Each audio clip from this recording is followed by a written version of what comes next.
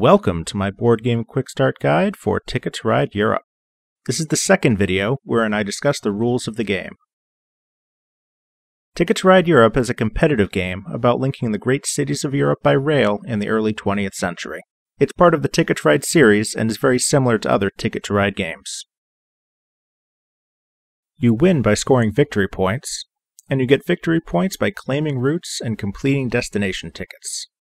The end of the game is triggered when any player has 2 or fewer trains in reserve. At the very start of the game, you'll look through your starting hand of destination ticket cards.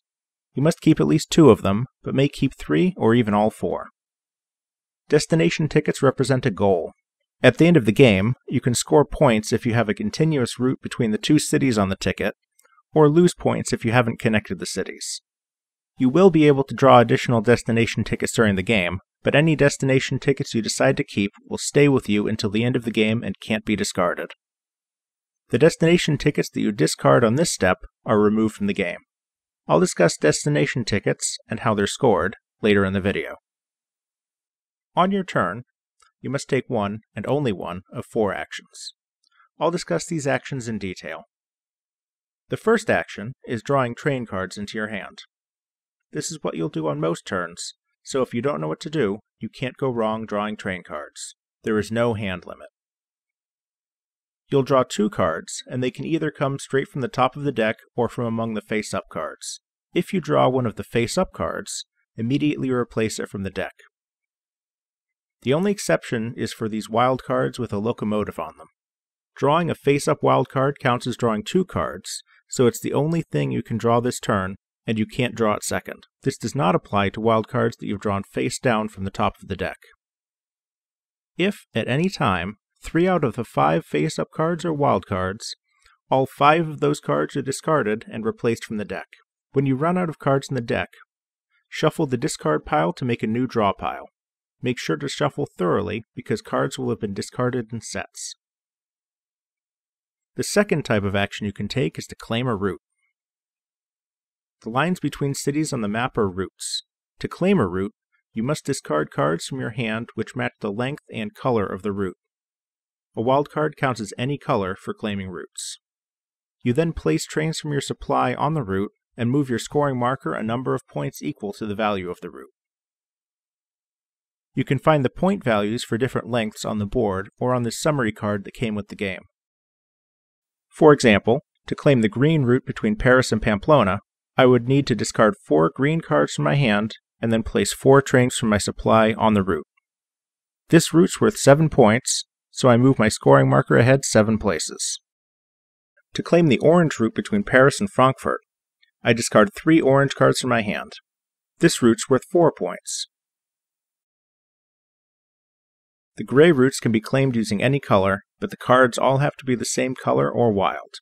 For example, to claim the gray route between Paris and Marseille, I would discard 4 matching cards from my hand. You can only claim 1 route per turn, and you can't claim a route that another player has already claimed.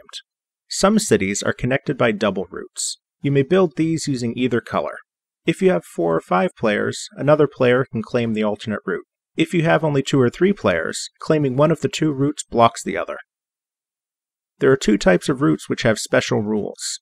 Some routes have a silhouette of a locomotive on some of the spaces. When you claim one of these routes, you must use at least 1 wild card for every locomotive symbol. The other special rule is for tunnels. Tunnel routes are the ones with these special gray outlines. Claiming a tunnel route is risky. When you claim one of these, you must reveal the cards you'll be using. Then the top 3 cards from the draw pile are revealed. For every card from the draw pile that matches the color of the route, or the color that you've chosen for a gray route, you must also play an additional card of the same color. Wild cards still count as any color. If you can't afford the route with the additional cost, take your cards back into your hand and your turn is over. The third type of action you can take on your turn is to draw additional destination tickets. When you take new destination tickets, draw the top 3 cards in the destination ticket deck and look at them. You must keep at least 1 of the new cards, but may keep 2 or all 3. Any that you're not keeping are returned to the bottom of the draw pile. Any destination tickets you decide to keep will stay with you until the end of the game and can't be discarded. Destination tickets are kept secret from the other players until they're scored at the end of the game. There's no limit to the number of destination tickets that you can have. The final type of action you take in your turn is to build a station. These allow you to use another player's trains to connect cities for the purposes of completing destination tickets. They're useful if the route you need is already taken. You should have 3 station pieces in your supply. A station may be placed on any city which doesn't already have a station. Unused stations are also worth 4 points at the end of the game. To place your first station, you must discard a card from your hand. Your second station costs 2 matching cards, and your third station costs 3 matching cards. You can only place 1 station per turn. When you've completed one of these actions, your turn is over and the player to your left takes their turn. Play continues clockwise until any player has 2 or fewer trains in reserve. When that happens, each player, including the one that triggered the end of the game, gets 1 final turn. After that, the final scoring happens. At the end of the game, you reveal your hand of destination tickets. For each route that you've completed, you'll gain the number of points on that card, and for each that you haven't completed, you'll lose that many points. For example, if I had the destination ticket from Edinburgh to Paris, I would gain 7 points because I've linked the 2 cities. I would also be able to complete the ticket between Stockholm and Vienna because I've got a station in Essen, which allows me to use the red player's trains to complete that route.